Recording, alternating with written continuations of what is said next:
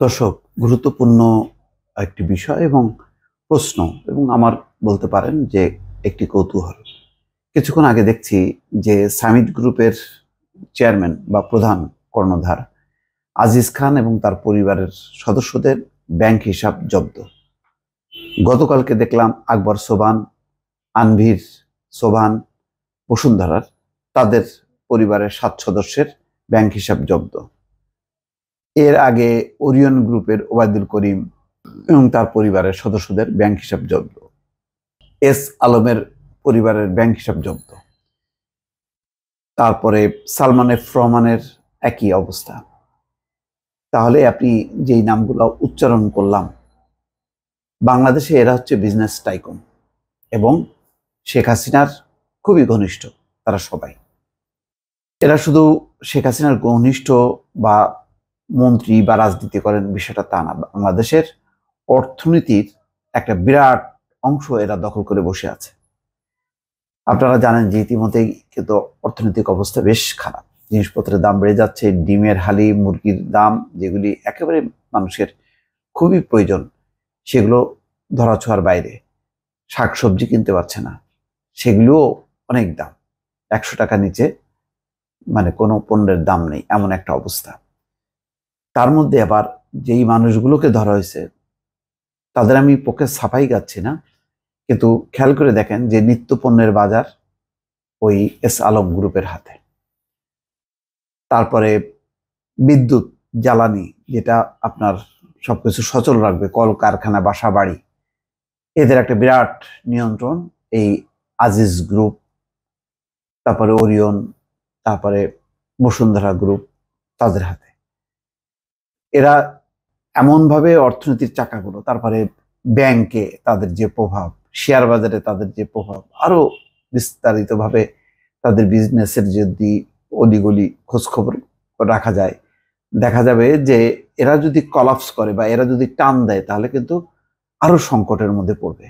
আমি ঠিক জানি না যে এদেরকে একদিকে অবশ্যই তাদের লুটপাট, দুর্নীতি এবং শেখ হাসিনার সহযোগী হিসাবে তাদের যেই কলঙ্কিত ভূমিকা, এটা ক্ষমার অযোগ্য। বিষয়টা হলো যে তার বিপরীতে কি আমি জ্বালানি ব্যবস্থা, অর্থ ব্যবস্থা, নিত্যপণ্যের সরবরাহ, এগুলো কি আমার কন্ট্রোলে আছে? সেগুলিকে হাতে নিয়েই কি আমি অ্যাকশনে যাচ্ছি, নাকি মানে আমি যুদ্ধ করলাম কিন্তু এর পরিণতিটা কি সেটা আমার দেখার কোনো দায়িত্ব না? তেমনটাই কি হচ্ছে? আমি একটু বোঝার জন্যই আসলে এবং আপনাদের সঙ্গে শেয়ার করার জন্যই বলছি যে এই মাফিয়া গোষ্ঠী, যাদের নাম বললাম, যারা কারাগারে আছে শুধু সালমান এফ রহমান, আর বাকিগুলি তাদের ব্যাংক হিসাব জব্দ আছে, দৌড়ের উপরে আছে তারা। তো তার মানে তারাও ক্ষতিগ্রস্ত এবং তারাও বুঝতে পারছে যে বিপদ সামনে। তো যেহেতু বিপদ সামনে তারা বুঝতে পারছে, তো তারাও পাল্টা যদি ফনা তোলে, সেই ফনা মানে যেই যদি ছোবলও মারে, সেই ছোবলের বিষ হজম করার মতন সরকারের মেকানিজম আছে কিনা, সেই প্রতিরোধমূলক ব্যবস্থা আছে কিনা, সেটা নিয়ে আমার যথেষ্ট পরিমাণ উদ্বেগ, উৎকণ্ঠা। যদি না থাকে তাহলে সংকট বাড়তে থাকলে কিন্তু ওই যে সরকারের প্রতি অনাস্থা বাড়বে এবং তখন কিন্তু সরকার জনসমর্থন হারাবে। আর এই সরকার যেহেতু জনসমর্থনের উপরে, মানুষের গণঅভ্যুত্থানের উপর ভিত্তি করে ক্ষমতায় আসছে, সুতরাং এরা যদি জনসমর্থন হারায় এরা কোনোভাবে টিকতে পারবে না।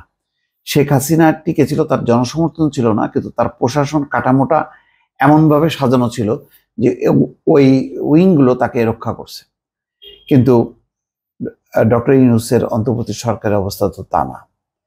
তার হাতে তো প্রশাসন নেই, তার হাতে তো পুলিশ নেই।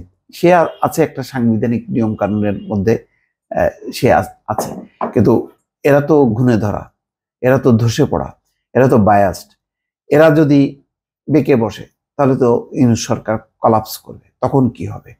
আমি শুধু এই যখন কি এই বিজনেস টাইকুনদের উপরে একের পর এক মানে মিসাইল ছড়া হচ্ছে, যখন কি ধরা হচ্ছে তাদের ব্যাংক, তাদের ব্যবসা প্রতিষ্ঠান, এটা সেটা, তখন আমি কিন্তু ওই শঙ্কাটা করছি যে সামাল দিতে পারবে তো ইউনূস সরকার?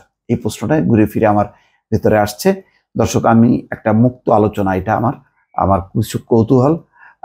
আমি ঠিক এটার উত্তর আমি জানি না, কেননা এর বিপরীতে কি তাদের প্রস্তুতি আছে সেটা কিন্তু পরিষ্কার না, তারা কখনো ব্যাখ্যা করেনি।